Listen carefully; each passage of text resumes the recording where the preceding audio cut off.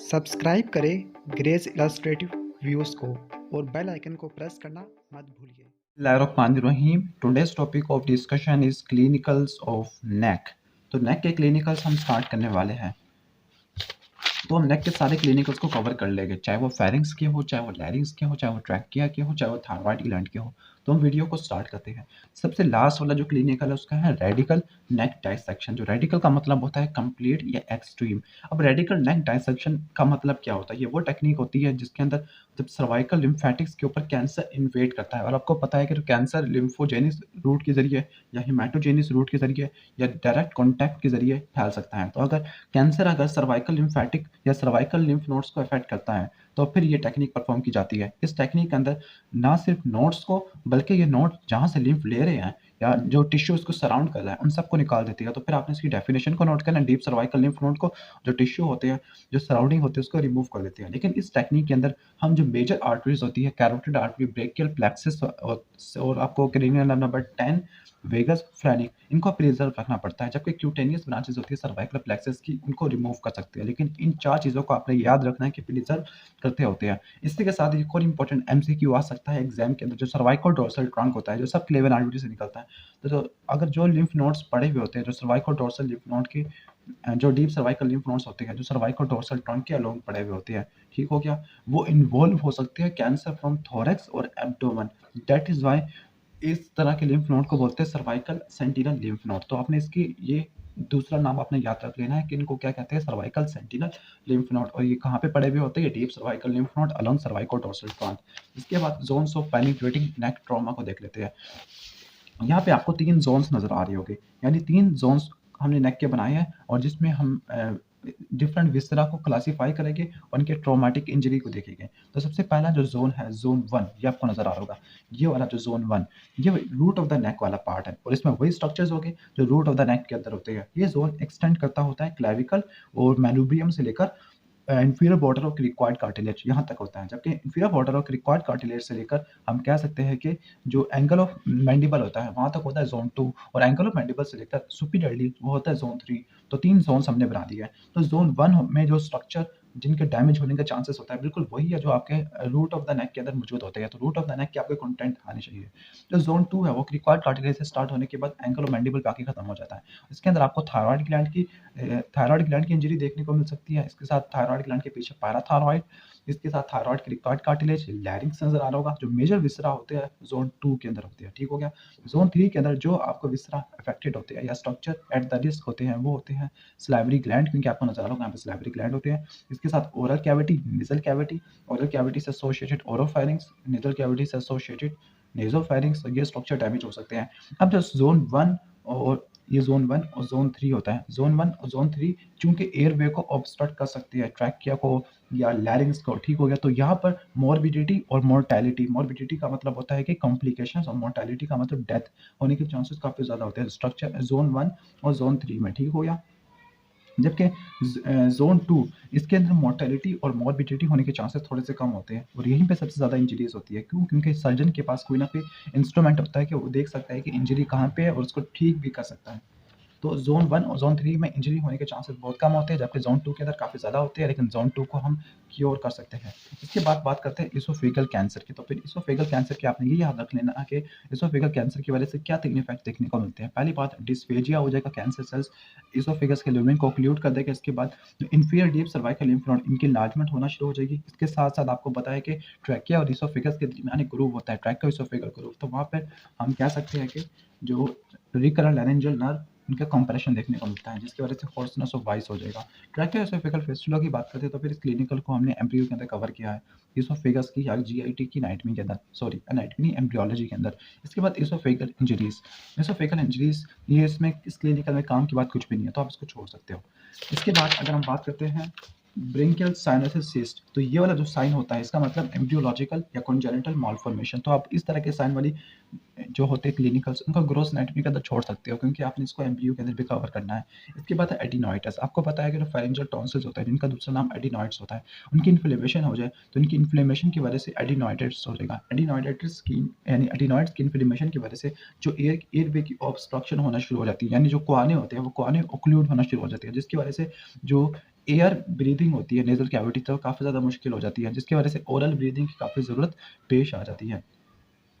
अब जो enlarge pharyngeal tonsil होता है उसका इन्फेक्शन वो ट्यूबल टॉन्सिल पे भी पहुंच जाता है, और अगर ट्यूबल टॉन्सिल का इन्फ्लेमेशन हो जाए तो फेरेंजियोटिम्पैनिक ट्यूब की ओक्लियर या फेरेंजियोटिम्पैनिक ट्यूब की ओक्लियर हो जाती है। फेरेंजियोटिम्पैनिक ट्यूब अगर ब्लॉक हो जाती है तो फिर जो हम एयर प्रेशर को मेंटेन नहीं कर सकते, और ये हेयरिंग को भी इफेक्ट कर सकता है, और ओटाइटिस मीडिया भी कॉज कर सकता है। ठीक है, क्योंकि नेजोफेरिंग से जो इन्फेक्शन होते हैं वो मिडल ईयर में जा सकते हैं इसी ट्यूब के जरिए।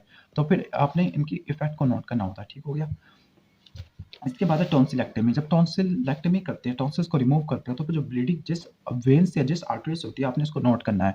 वेन से होती है एक्सटर्नल पैलेटिन वेन, और आर्टरी होती है tonsillar branch of facial artery. उसके साथ साथ वो कौन सी नर्व या वेसल्स होती है जिनकी इंजरी होने के चांसेस काफ़ी ज़्यादा होती है, उनका काफ़ी ज़्यादा के बारे में केयरफुल रहना पड़ता है। तो वो ग्लॉसोफेरेंजियल नर्व क्योंकि लैटरल वॉल ऑफ फेरिंक्स पे होती है, और इसके साथ इंटरनल कैरोटिड आर्टरी जो टॉन्सिल के लैटरली पड़ी होती है। इसके बाद फॉरेन बॉडी इन द लैरिंजोफैरिंक्स, तो एक फोसा होता है पेरिफॉर्म फोसा। द पेरिफॉर्म फोसा कहते हैं कि वहाँ पे न्यू जो स्मगलर्स होते हैं वो डायमंड को छुपा सकते हैं, लेकिन अगर पेरिफॉर्म फोसा अगर डैमेज हो गया तो फिर इंटरनल लैरिंजियल नर्व की डैमेज देखने को मिलेगा, जिसकी वजह से सेंसरी लॉस देखने को मिलेगा up till vocal cords. Age changes in larynx की बात करते हैं तो पे क्लिनिकल इतना इंपॉर्टेंट नहीं है, लेकिन अगर आपने पॉइंट्स नोट करने हैं तो मैंने कुछ पॉइंट्स यहाँ पे बनाए हुए हैं, तो आप इसको देख सकते हो कि जो लैरिंग्स मेल के अंदर क्या होता है, क्या क्या चेंजेस आती है। तो आप देख सकते हो कि वाल्स काफ़ी ज़्यादा स्ट्रॉन्ग होना शुरू हो जाते हैं, लैरिंजियल कार्टिलेज इनलार्ज होना शुरू हो जाता है, लैरिंजियल प्रोमिनेंस हो जाती है जिसको एडम्स एप्पल बोलते हैं, एंटीरोपोस्टीरियर डायमीटर डबल हो जाता है, वोकल फोल्ड की थिकनिंग और लेंथनिंग होना शुरू हो जाती है। तो फिर आप एक दो पॉइंट्स को अगर आपने याद रखना हो तो कर लेना, लेकिन ये इतना इंपॉर्टेंट क्लिनिकल नहीं है। ठीक है। इसके बाद है सुपीरियर लैरिंजियल नर्व ब्लॉक। तो आपको पता है कि सुपीरियर लैरिंजियल नर्व ये दो ब्रांच होती है, एक्सटर्नल लैरिंजियल और आप कह सकते हो इंटरनल लैरिंजियल। इंटरनल लैरिंजियल होती है वो मेनली सेंसरी होती है, जबकि एक्सटर्नल लैरिंजियल आप कह सकते हो मोटर होती है, जो जिसने क्रिकोथायरॉइड को सप्लाई करना होता है। तो फिर ये वाली जो होती है जो हम इसको नर्व को ब्लॉक करना है, तो नर्व को उस जगह पे ब्लॉक करते हैं जब ये थायरॉइड कार्टिलेज और हाइयोइड बोन के दरमियान में पड़ी हुई होती है, और जब ये थायरोहाइड्रोइड मेम्ब्रेन को पियर्स करती है। ठीक है, सुपीरियर लैरिंजियल नर्व ये पियर्स करती होती है। इसके बाद है इंजरी टू लैरिंजियल नर्व्स। जो लैरिंजियल नर्व्स की इंजरी होती है इसके बारे में आप एक चीज़ या मैं आपको फ्लो चार्ट दिखा देता हूँ लैरिंग्स वाले सेक्शन के अंदर, आप उस चीज़ को नोट कर लेना। जब लैरिंजियल नर्व डैमेज होती है तब हमें क्या देखने को मिलता है। तो फिर जो आपको बता देता हूँ, जो सुपीरियर थायरॉइड आर्टरी और इंफीरियर थायरॉइड आर्टरी, इन आर्टरी के साथ रिकरेंट लैरिंजियल नर्व जोड़ी होती है। जैसे इंफीरियर थायरॉइड आर्टरी के साथ रिकरेंट और सुपीरियर के साथ एक्सटर्नल लैरिंजियल नर्व। तो एक्सटर्नल लैरिंजियल नर्व ने क्रिकोथायरॉइड को सप्लाई करना, जबकि रिकरेंट लैरिंजियल नर्व ने बाकी सारे मसल्स को सप्लाई करना, रिमेनिंग मसल्स को।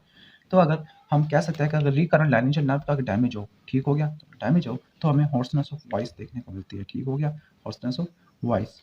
ठीक है। इसी के साथ अगर क्रिकोथायरॉइड का डैमेज हो तो मे भी आपको एफोनिया या फिर डिस्फोनिया या फिर दूसरी कॉम्प्लिकेशन देखनी हो, या फिर आप टोन को चेंज नहीं कर सकते, टेंसर वाला एक्शन परफॉर्म नहीं कर सकते क्रिकोथायरॉइड की वजह से।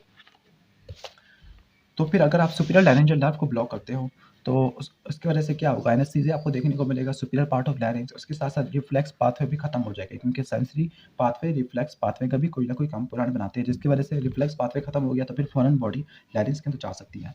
अब हम बात करते हैं ट्रैकियोस्टोमी। ट्रैकियोस्टोमी का मतलब एक आर्टिफिशियल ओपनिंग करते हैं ट्रैकिया के अंदर, ताकि जो एयर इंट्यूबेशन ट्यूब होती है वो डायरेक्ट ट्रैकिया के अंदर डाल सके और एक डायरेक्ट एक कम्युनिकेशन प्रोवाइड कर सके अपर एयरवे का ट्रैकिया के साथ। अब कुछ इंपॉर्टेंट आपको रिलेशनशिप याद रखने पड़ते हैं। Inferior thyroid veins, inferior thyroid veins होते हैं वो थायरॉइड ग्लैंड के एंटीरियर सरफेस के ऊपर प्लेक्सस बना देती है, स्पेसिफिकली ट्रैकिया के भी। एक आर्टरी होती है थायरॉइड आर्टरी, वो थायरॉइड ग्लैंड के इस्थीमस को वाइंड आउट करती है। इसके साथ जो लेफ्ट ब्रेकियोसेफलिक, ये कुछ इंपॉर्टेंट पॉइंट्स है इन्फेंट के अंदर क्या क्या प्रिकॉशंस करनी पड़ती है। जो लेफ्ट ब्रेकियोसेफलिक वेन जुगुलर वीरस साज और प्लूरा को इनकाउंटर करना पड़ सकता है। इसके साथ जो थाइमस होता है बच्चों के अंदर, वो इंफीरियर पार्ट ऑफ ट्रैकिया को सराउंड करता है, तो थाइमस कहीं डैमेज ना हो जाए। इसी तरह इन्फेंट के अंदर ट्रैकिया स्मॉल, मोबाइल और सॉफ्ट आता है, जिसकी वजह से इसके कटिंग होने के चांसेस काफ़ी ज़्यादा होते हैं, स्पेसिफिकली पोस्टीरियर वाल के।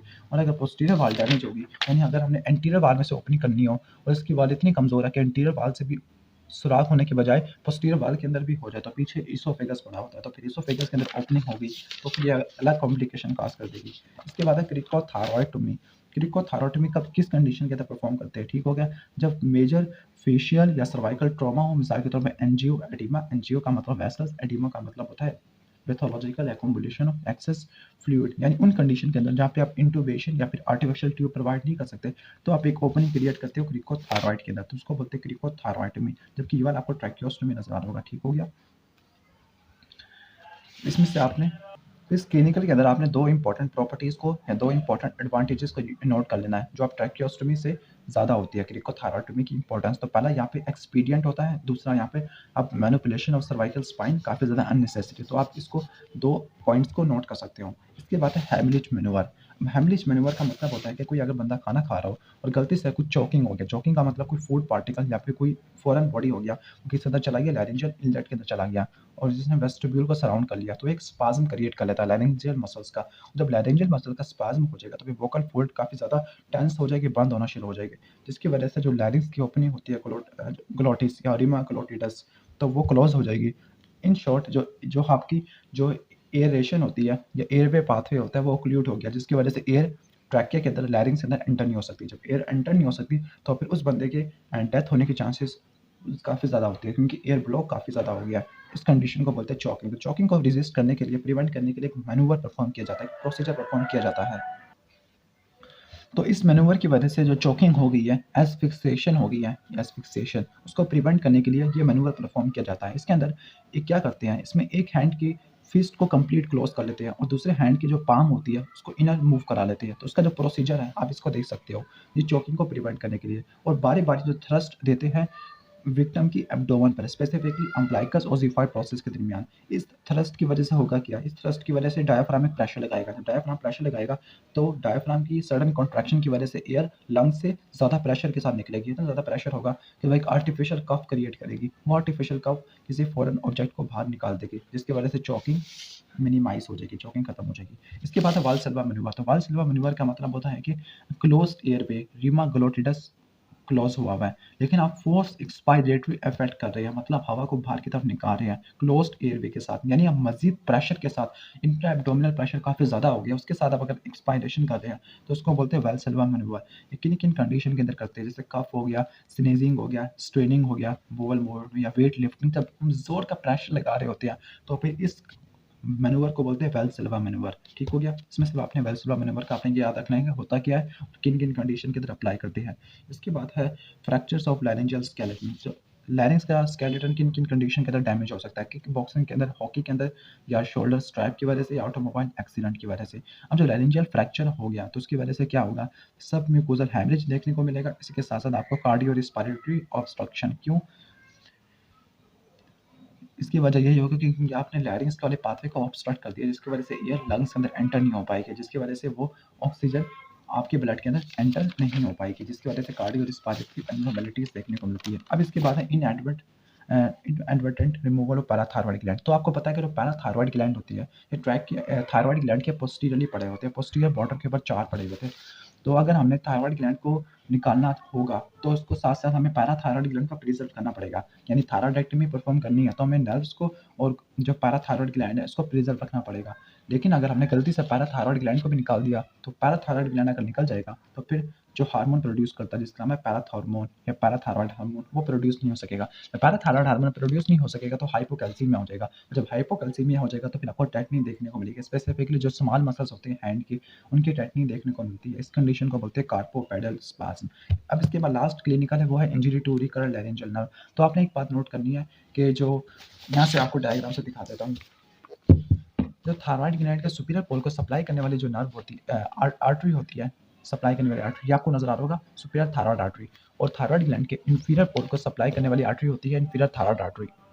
तो अगर आप इस डायग्राम के अंदर देखो तो इस डायग्राम के अंदर आपको ये नजर आ रहा होगा सुपीरियर थायरॉइड आर्टरी, ये वाला, ये सुपीरियर थायरॉइड आर्टरी, और सुपीरियर थायरॉइड आर्टरी के साथ एक नर्व ट्रैवल कर रही है, उसको बोलते हैं एक्सटर्नल लैरिंजियल नर्व। इसी तरह अगर इंफीरियर थायरॉइड आर्टरी की बात करते हैं तो जो इंफीरियर थायरॉइड आर्टरी होती है उसके साथ ट्रैवल करती है ये वाली नर्व, रिकरेंट लैरिंजियल नर्व। तो आपको नजर आ रहा होगा ये वाली इंफीरियर थायरॉइड आर्टरी है, इंफीरियर थायरॉइड आर्टरी, और यहाँ पे आपको जो नर्व नजर आ रही होगी ये होगी रिकरेंट लैरिंजियल नर्व। ठीक है, रिकरेंट लैरिंजियल नर्व।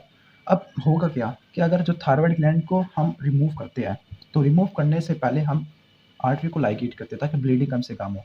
तो फिर आपको एक बात तो पता चली गई होगी कि जो ये नर्व्स होती है, अगर हम इंफीरियर थायरॉइड आर्टरी की बात करते हैं तो इंफीरियर थायरॉइड आर्टरी के साथ ट्रैवल कर रहे हैं रिकरेंट लैरिंजियल नर्व। जब ये ग्लैंड के नज़दीक पहुंचती है तो ये काफ़ी ज़्यादा क्लोज होती है, लेकिन जब ग्लैंड की दूर होती है तो ये काफ़ी ज़्यादा, यानी ग्लैंड की जब इंफीरियरली पड़ी हुई होती है तो ये काफ़ी दूर होती है। ठीक है, जब ग्लैंड के नज़दीक आती है तो काफ़ी ज़्यादा क्लोज हो जाती है। तो फिर इंफीरियर थायरॉइड आर्टरी को हमेशा लाइगेट करते हैं इंफीरियर टू थायरॉइड ग्लैंड, जहाँ पे दोनों नर्व और आर्टरी काफ़ी ज़्यादा स्पेस, ठीक है, काफ़ी ज़्यादा दूर पड़े हुई है, तो फिर इनकी लाइगेशन हमेशा थायरॉइड ग्लैंड से नीचे करते हैं, जबकि सुपीरियर थायरॉइड आर्टरी की लाइगेशन है वो थायरॉइड ग्लैंड के नज़दीक करते होते हैं। इसकी वजह ये होती है कि जब थायरॉइड ग्लैंड के नज़दीक पहुंचती है सुपीरियर थायरॉइड आर्टरी, तो उसके साथ जो नर्व पड़ी हुई है एक्सटर्नल लैरिंजियल नर्व, वो काफ़ी ज़्यादा दूर हो जाती है, ठीक है। तो जो सुपीरियर थायरॉइड आर्टरी की लाइगेशन करते हैं वो नियर द ग्लैंड करते हैं, और जो इंफीरियर थायरॉइड आर्टरी की लाइगेशन करते हैं from inferiorly to the gland, ठीक हो गया। तो आपने एक निमोनिक याद रखना है, always keep the gland lower, हमेशा लाइगेशन नीचे की तरफ करनी है। सुपीरियर वाले की नियर द थायरॉइड ग्लैंड, और नीचे वाले की आपने इंफीरियर थायरॉइड आर्टरी की लाइगेशन करनी है काफ़ी अवे फ्रॉम थायरॉइड ग्लैंड, नीचे, यहाँ पे भी नीचे, ठीक हो गया। तो ये था बेसिक ओवरव्यू। उम्मीद है कि आपको समझ आ गया होगा कि इनके लाइगेशन किस जगह पे करते हैं, सुपीरियर थायरॉइड आर्टरी की और इंफीरियर थायरॉइड आर्टरी की। तो अगर आपको अभी भी समझ नहीं आया तो आप लैरिंग्स वाले क्लिनिकल के अंदर सिर्फ एक बात को आप याद रख सकते हो, वो ये लिखी हुई है यहाँ पर, थायरॉइड ग्लैंड के अंदर, सॉरी। तो यहाँ पर ड्यूरिंग थायरॉइडेक्टमी जो सुपीरियर थायरॉइड आर्टरी की लाइगेशन करते हैं नियर द ग्लैंड, और जो इंफीरियर थायरॉइड आर्टरी की लाइगेशन करते हैं अवे फ्रॉम द ग्लैंड। और किस नर्व को सेव करने के लिए, रीकरल लैरिंजियल नर्व को और एक्सटर्नल लैरिंजियल नर्व को। तो फिर अगर ये वीडियो अच्छी लगी हो तो उसको लाइक करना, और चैनल पर नहीं हो तो सब्सक्राइब कर लेना। Thanks for watching this video. अल्लाह हाफिज़।